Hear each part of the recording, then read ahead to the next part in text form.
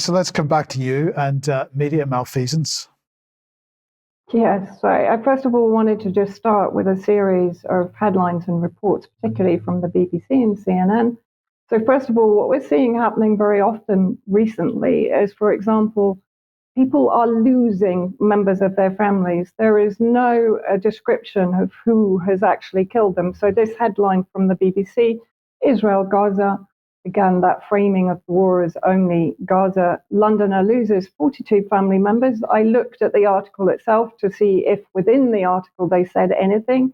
In fact, they doubled down. A Palestinian woman who lost 42 relatives in a Gaza bomb strike has said she wants to bring her surviving loved ones to safety in London. So even within that sentence, they don't describe the bomb as coming from Israel. And then CNN, this was quite extraordinary. So the original headline that they put out, I mean, I'm laughing because it's just ridiculous. The video shows a man in military fatigues, so not an IOF officer, shooting mentally disabled Palestinian in the West Bank. The video is circulating if people want to watch it. They then changed the headline today, actually, when I went to find the article. Video shows Israeli soldier shooting mentally disabled Palestinian in West Bank.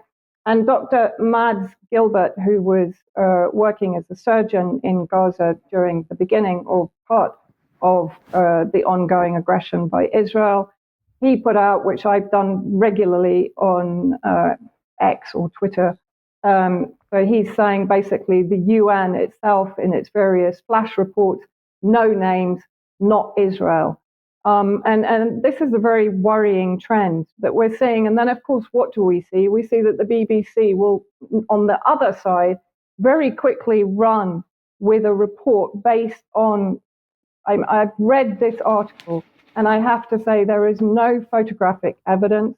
There is no hard evidence. There is just testimony, and we'll come on to that later. But they've run with the story, Hamas raped and mutilated women on the 7th of October, BBC hears. Interesting. So Max Blumenthal did an investigation, particularly on one of the photos that's on a separate website claiming to be one of the rape victims. It turned out that it was an earlier photo, earlier than the 7th of October, of a Kurdish fighter whose body had been defiled. That was on, I think, a Japanese website. You can go to Max's tweet to take a look at the two references that he makes there. But he also then writes a very good article in the last, I think yesterday, Scandal-Stained Israeli Rescue Group fuels October the 7th fabrications, including these rape reports. Now, interestingly, this group, let's have a look at who they are exactly. But I just want to point out, if you go to the website, if you Google Zaka Israel, it comes up as a search and rescue group. Now, I'm smiling, but of course, what does that remind me of? It reminds me of the White Helmets producing much of the propaganda to demonize and criminalize the Syrian government, including the alleged chemical weapon attacks that have been roundly debunked, including by OPCW inspectors themselves.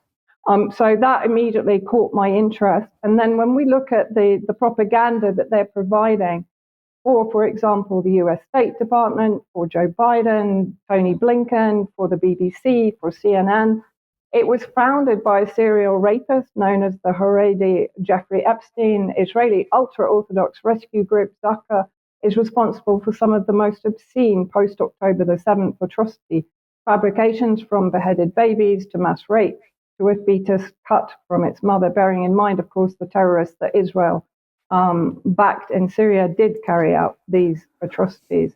Its rival, United Hatzalah, has spun out bogus tales of babies baked in ovens as it closes in on a 50 million fundraising goal. Then let's look further at who they are.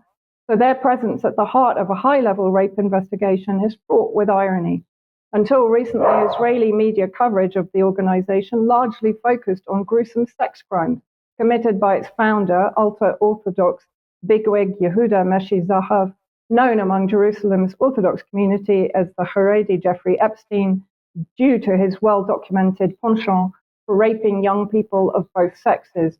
Meshi Zahav's decades-long rampage of sexual abuse was undoubtedly known to Zaka staffers and only came to an end following his suicide. Brad Pierce, an independent scholar who published an extensive profile of Zaka's corruption in October 2023, so very recently, described the group as the most opaque and suspicious non-governmental organization I have ever investigated. So bear in mind, this is the group providing the evidence. Then, as Max points out on Twitter, BBC's key voice here is May Golan, who led anti-Black race riots in Tel Aviv before she was appointed Israel's Minister of Women's Empowerment. I'm proud to be a racist, Golan declared at one fascist rally she led. So let's play the actual part of the interview with the BBC and then Golan at this rally. They were burned, they were without organs, they were butchered completely, they were slaughtered to the core. You had heads roaming around, you had breasts of women roaming around, and you know. I just wanted to focus a bit more on the practicalities of gathering.